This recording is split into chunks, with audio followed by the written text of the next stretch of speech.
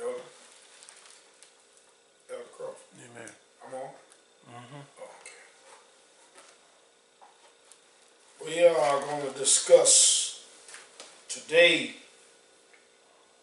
about men searching for wives, and they want to know what to look for. And that's what the problem is with men. They already, it's in their hearts what they want, but they don't know how to look. They in church, the women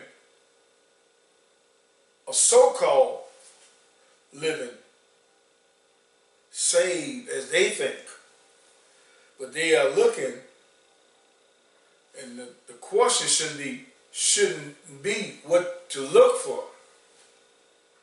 The question should be what not to look for in a wife. When you go to church, what not to look for in a wife. Because they all got on dresses. If she ain't got on no dress, leave her alone. That's the first thing. The appearance. You got to see the appearance. If she looks like the world,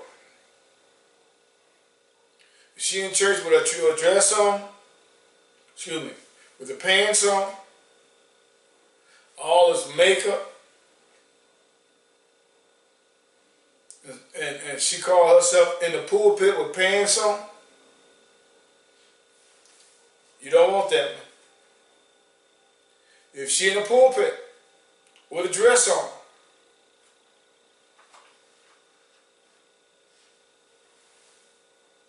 you don't want that one. If she call herself a woman of God, you don't want that one. If she call herself a minister, I'm just trying to help you, young man, tell you what not to grab hold to, because a lot of us, we tend to think if they in the ministry and they doing things for the Lord, that'll be a good catch. No, it won't.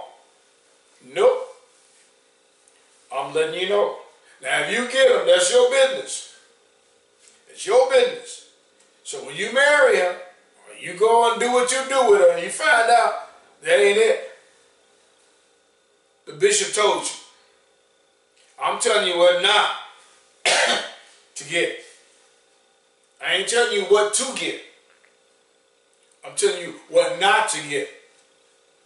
If she call herself a bishop, if she call herself a pastor, if she call herself a pastor assistant, if she call herself a deaconess, if she call herself a deacon,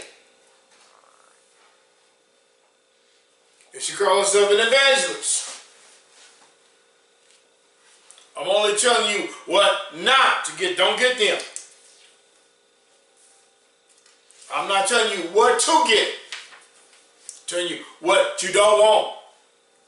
Because whatever leadership role she holds in the church, she going to want to hold a leadership role at home with you. If she in charge in the church, she going to want to be in charge with you at home. If she a pastor at church, then she going to be your pastor at home. You don't take off pastorship because you go home. And then you let your husband assume the responsibility of being a man. If you're a man at home, you're a man at church. And if she's your pastor at church, she's your pastor at home. I'm not telling you what to marry. I'm only telling you what not to marry. You say, I didn't say what woman. I said what. We are searching. We're looking for a good woman, a good wife. And we figure, surely she got to be in the pulpit. Surely she got to be this one because she said she's a pastor. Surely she got to be that one because she said she is an assistant pastor. Surely she got to be this one because she said this and she said that. If they are in those roles, that's not your wife. Your wife is the quiet one.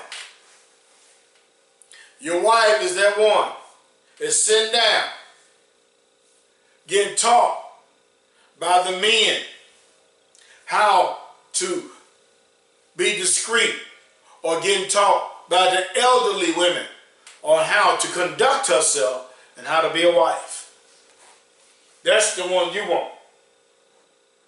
You don't want all those other ones. Let's go to, I believe, the kings in the scriptures. Because you need to know what not.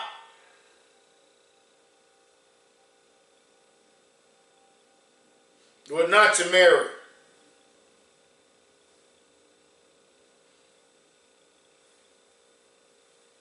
That's right. 1 Kings chapter 19.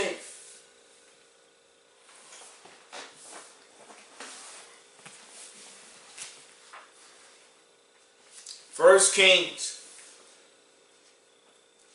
chapter 19.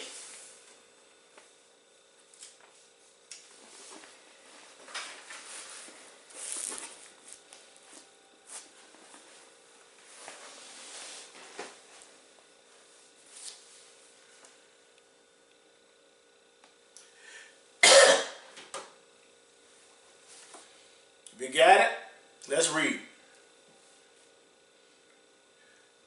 Chapter 19, verse 4.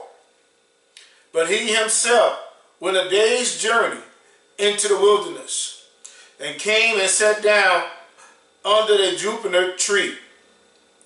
And he requested for himself that he might die, and said, It is enough now, O Lord. Take away my life, for I am not better than my fathers.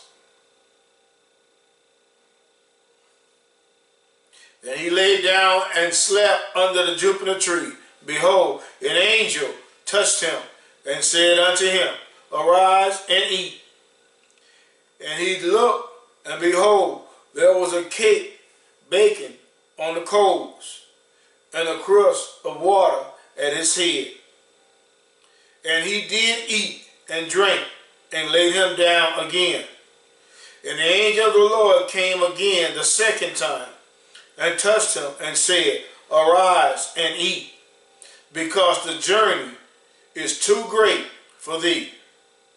And he arose, and did eat and drink, and went in the strength of that meat 40 days and 40 nights unto Horeb, the mount of God. And he came hither unto a cave, and lodged there. And behold, the word of the Lord came to him. And he said unto him, What doest thou here, Elijah? And he said, I have been very jealous for the Lord God of hosts. For the children of Israel have forsaken thy covenant, thrown down thine altars, and slain thy prophets with the sword. And I, even I only, am left, and they seek my life to take it away. And he said, Go forth and stand upon the mount before the Lord. And behold, the Lord passed by, and a great and strong wind. The great and strong wind rent the mountain, and break in pieces the rocks before the Lord. But the Lord was not in the wind. And after the wind, an earthquake. But the Lord was not in the earthquake. And after the earthquake, a fire. But the Lord was not in the fire. And after the fire, a still, small voice. And it was so, when Elijah heard it, that he wrapped his face in his mantle and went out and stood in the entering in of the cave. For behold, there came a voice unto him and said, What doest thou here, Elijah? The Lord was not in all of that noise. He was in that still and small voice. You looking for her, and she ain't in the pulpit. She's not wearing the bishop's wet garment. She's not pastoring. She's not evangelist. She's not deaconess. Because they're making a lot of noise. And she don't look like the world. And she's not dressing like the world. She's dressing as becoming holiness. And she's making the least noise as possible in the church. That's her. All the others are not her. Nope. You want them to be, because they look nice and firm. They showing you half of their breasts, the cleavage in the church. They showing you their butts or their booty in the church. They call it twerking. Twerking in the pulpit. That's not them. That's not her. You think it's her because you're thinking with the man downstairs. That's who you want. But that's not her. If you marry them, you're going to regret it. You're going to live with a life filled with regrets. That's not her. She is quiet and she is still. Find her, the quiet one, and the still quiet one with the humble voice, and that's your wife. That's how you'll know. See, your problem is you're trying to figure out what you want her to be. That ain't what you want to do. You want to find out what she's not.